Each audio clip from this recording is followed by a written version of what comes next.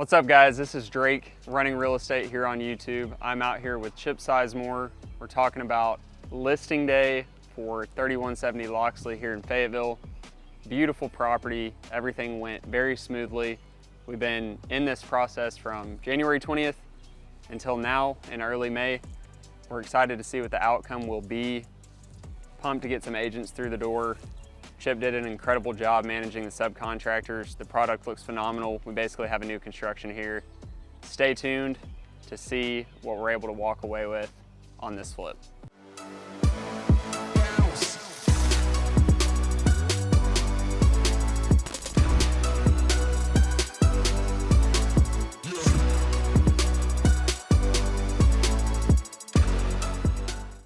We have the 3170 Loxley Avenue property completed. The purpose of the video today is to go through what we spent money on and have Chip talk through some of the decisions. And I can say is, Michael, Chip and I have been hanging out here this morning. We were just talking in the living room, sitting on the mantle for what? That's not a mantle, what's that called, Chip? Fireplace? Yeah, sitting on the fireplace. I don't know what the bench is called. But we were just in here talking for like 30, 45 minutes and having a great time. And I think the best way to describe this home is once you come in here, you're so comfortable that you're fine, not even thinking about leaving, even though there's not furniture. So it's a fantastic renovation job. Chip is gonna take us through exactly what was done. We'll probably let you just take it away here since you're the expert and did the work. But I gotta say, man, fantastic. First day on the market, we had 9 showings. Yep. And they're continuing to roll in. So we've got a few contracts in the works. I think we're going to be able to put it under contract weekend 1, which is the goal. Very excited about that. This would set the comp in the neighborhood for the highest price per square foot. We're asking $217 at $375, and all in we were budget at what, $102? Yep. I think it's going to end up being like right at 104 once we're said and done. But so full 6-figure renovation. The outcome is what feels like a new construction home. And Chip, take it away, man. Guys, one thing that we do have the benefit is we see houses on a daily basis. I think from serving over 200 families in Northwest Arkansas through Great Team Win Group, our sales business, we understand what buyers are looking for, and we're sure to incorporate a lot of those features into this home. So this is a 1979 home, as you would expect when we purchase a property. It was dated, but one thing that we immediately noticed is the floor plan was very modern. You had an open living room area outside of a wall that separated the entryway that we did away with. We're really able to open up this living room, which feels like a newer build. On the exterior, what we did is we just really cleaned things up. We didn't change the siding, we didn't change the brick, we didn't paint the brick. We didn't want to over improve the exterior to where this was the outlier in the community, but we thought the siding was fine. It just needed to be power washed and soft washed. The roof we did replace. We replaced the exterior HVAC and the furnace on the interior of the home, as well as all new ductwork. And we did landscaping. So that was really all that we did on the exterior. In the front.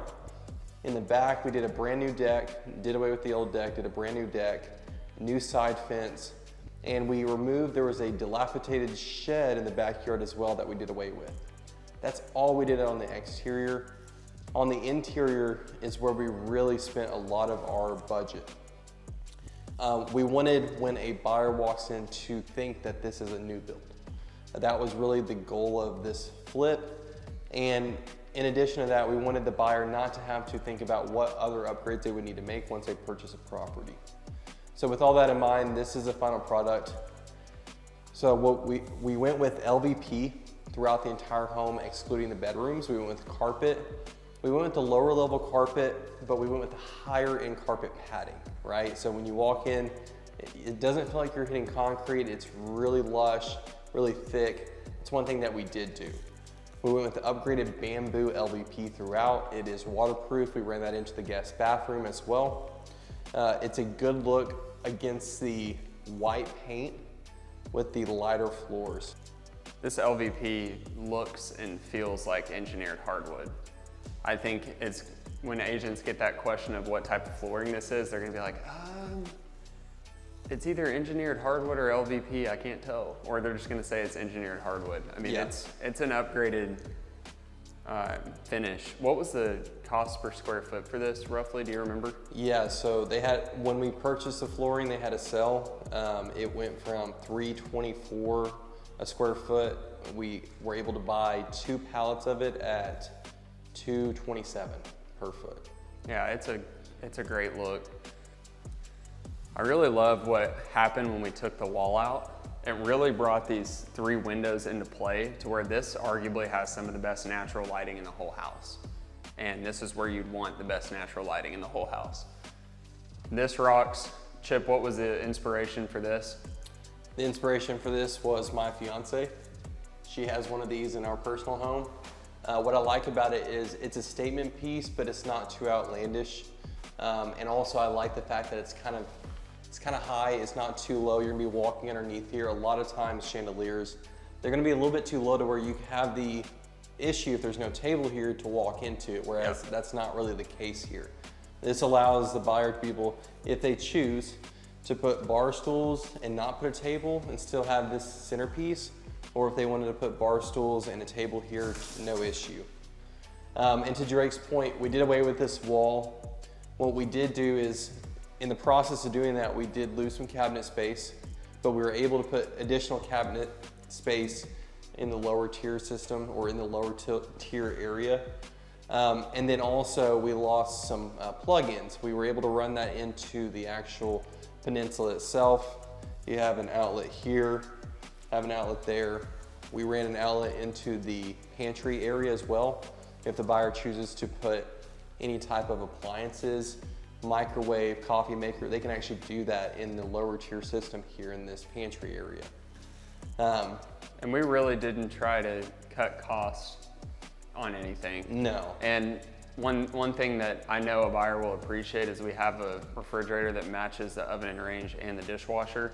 A lot of people when they're doing a flip, I see it all the time, they'll skip the fridge. They think, oh, I could save $2,500 there. We'd rather them be good to move in and not have to factor in that expense on top of their down payment and closing costs. And I give a lot of credit to the team here. So essentially what we decided was we needed a pantry. We had to do a freestanding one, but it's awesome. It really condenses the kitchen a little bit through here and just creates more of the space. If we didn't have that, there would almost be some lost open space on this side. So that was really nice. And the reason we had to do the pantry, with this being an older home, which you'll see, I would say it's common that you see the water heater in the garage. That's pretty normal. Pretty normal in today's world. In the older homes, a lot of the times you'd find the water heater was in the actual house itself, either in a closet or in a pantry, whatever the case is. You also see in older homes a pantry with the water heater as a double usage area. We didn't want to reroute this. We didn't want to have to go through that process. So we ended up just leaving this, replacing the water heater. So you do have a new water heater and just had the pantry itself built in to match the rest of the cabinets here in the kitchen. Here's a 2-car garage.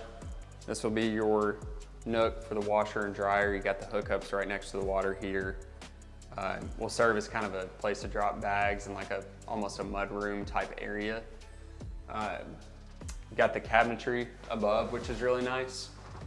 And then you can see it here. One thing Chip was adamant about us buying was these all new vent covers for the HVAC system. So that really looks nice. Again, this is where you don't want to save money.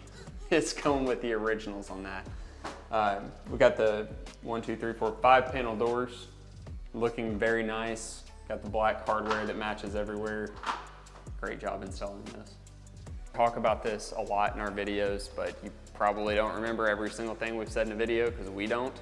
I mean, this is a wide hallway. 2 people could easily pass. It'd be fine for a family, especially a young family. So something we like to see here.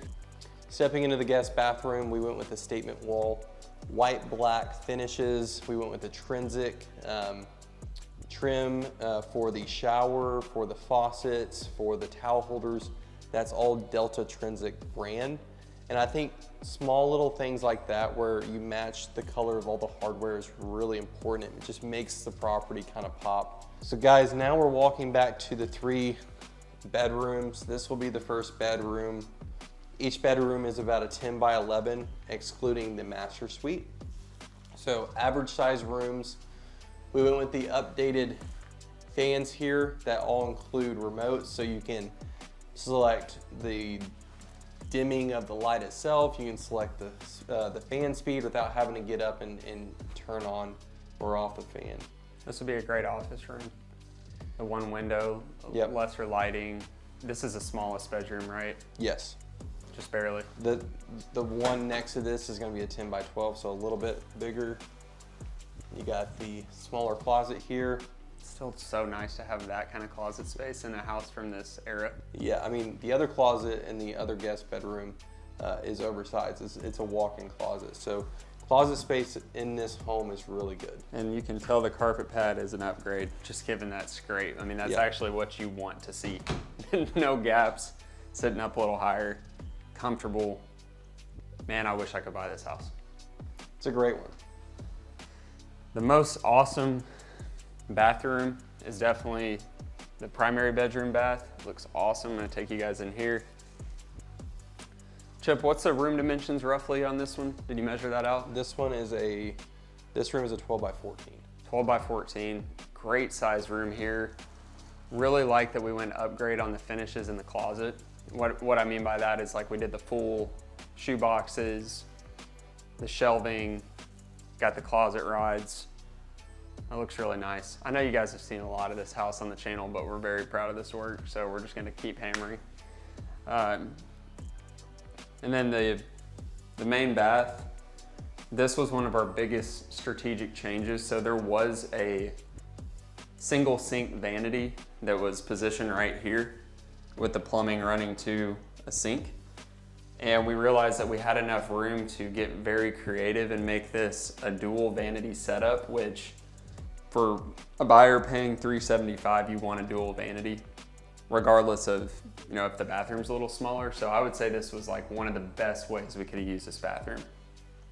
Then instead of messing with the tub or anything like that, since we have one in the guest, we went with just a regular shower pan and really good tile work with like the gold accents. So proper ventilation, you've got everything you would need in here. I mean, this is the best usage that we could have gone with of the main bath, especially given the space. So I think we'll get really good feedback on that. Guys, thank y'all for joining. If you have any questions, if you're looking to get into investing, if you're looking to even buy, if you thought about it, reach out to your friends at Great Team Win Group. We'd be happy to take you through the process, share our expertise, what we're seeing in this market here in Northwest Arkansas. And until next time, guys, hit the follow, hit the subscribe button. Thank y'all for joining.